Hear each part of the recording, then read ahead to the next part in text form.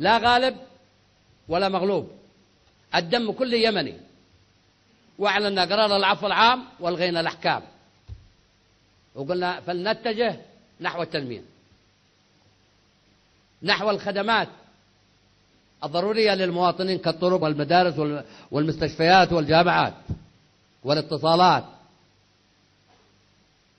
ومحو الأمية، وإزالة آثار التشطير، ما كان عالق في الشمال والجنوب، وما كان موجود في الشمال، وما كان موجود في الجنوب.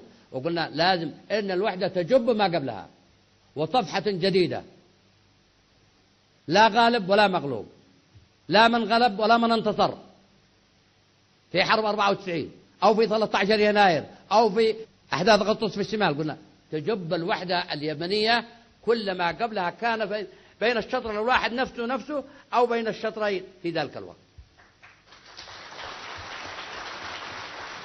ولكن هذه القوى المنتفعة والهزيلة، أستطيع أقول عليها هزيلة وغير مؤهلة، نعم جو معنا إلى الوحدة، ولكن هربوا من مصير كان مجهولا عندما شافوا شاوشسكو رئيس رومانيا وزوجته بيسحلوهم في الشوارع، هربوا إلى الوحدة إلى الأمام، وجاءوا إلى الوحدة وارتدوا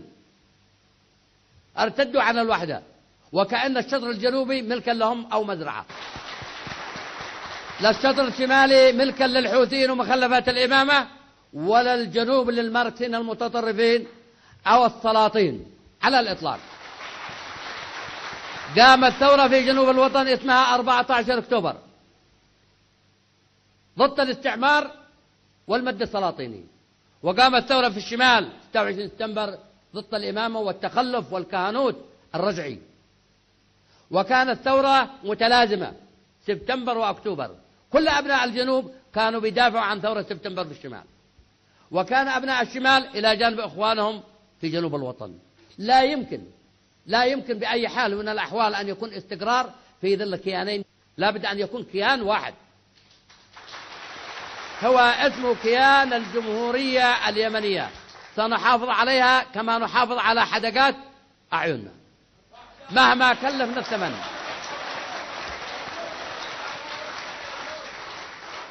هذه هي الوحدة، بركة الوحدة اليوم في هذا القاعة، من المهرة، من حضرموت، من شبوة، من حجة، من صعطة، من إب، من البيضة، من دمار، من تعد، من ريمة، من كل أنحاء الوطن، من الضالع، من كل مكان، نحن في هذا القاعة بفضل الوحدة.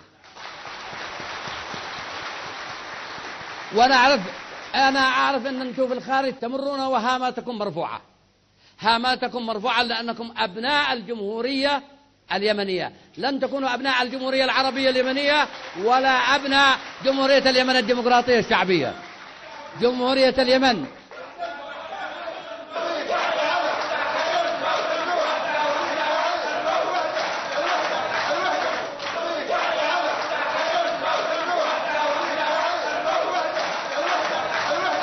أنا أجدها فرصة أتحدث معكم، وعندما أتحدث مع أبنائي وأخواني وآبائي المغتربين وبناتي وأخواتي، أتحدث مع كل أبناء الوطن في الداخل والخارج.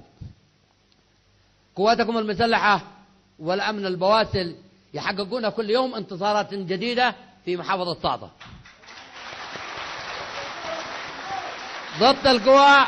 ضد القوى المتخلفة الرجعية الكهنوتية، قوى رجعية متخلفة كهنوتية، على الرغم أننا أدفن كل يوم من الشهداء من خير الضباط ومن خير جنودنا، ولكن من أجل الأمن والاستقرار والثورة والجمهورية والوحدة سنقدم القوافل من الشهداء،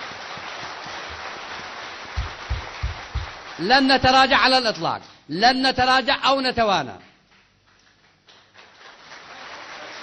إن دماء الشهداء مقدسة وغالية. أما ما يخص ما تسمعون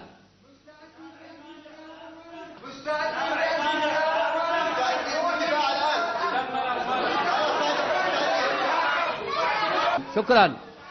أما ما تسمعون ما يسمى بالحراك، هي عناصر ارتدت في 93 94 وشعلت حربا طاحنة، وارتدوا عن الوحدة، واليوم مرة أخرى يعلنوا ما يسمى بالحراك. لكن نحن نتفاهم مع شعبنا في الجنوب، لا نتفاهم مع هذه العناصر الذي رفضها شعبنا في الجنوب، رفضها ولن يقبل بها.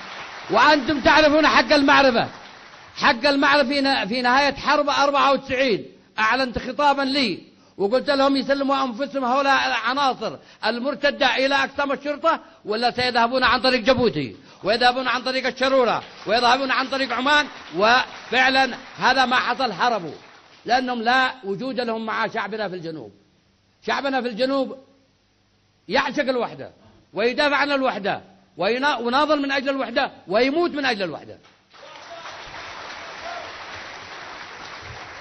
من الذي ادى لهم حق الوصاية لدى شعبنا في الجنوب؟ من الذي ادى لهؤلاء القوى المرتدة الذين يتصقعون في شوارع أوروبا ويتسولون في الفنادق ومعهم المال الحرام الذي كان معهم أثناء حرب الردة والانفصال؟ هم الآن يتسولون في الهايد بارك، في النمسا، في جنيف، في كل مكان. من ادى لك حق الوصاية على حضرموت، على المهرة، على أبين، على شبوة، على عدن، على لحد، على الضالع؟ من ادى لك حق الوصاية؟ من ادى للحوثي حق الوصاية في زعطة؟ من ادى لبيت حميد الدين حق الوصاية في الشعب اليمني؟ من؟ لا. نحن قمنا بثورة ضد الظلم والتخلف والفقر والجهل.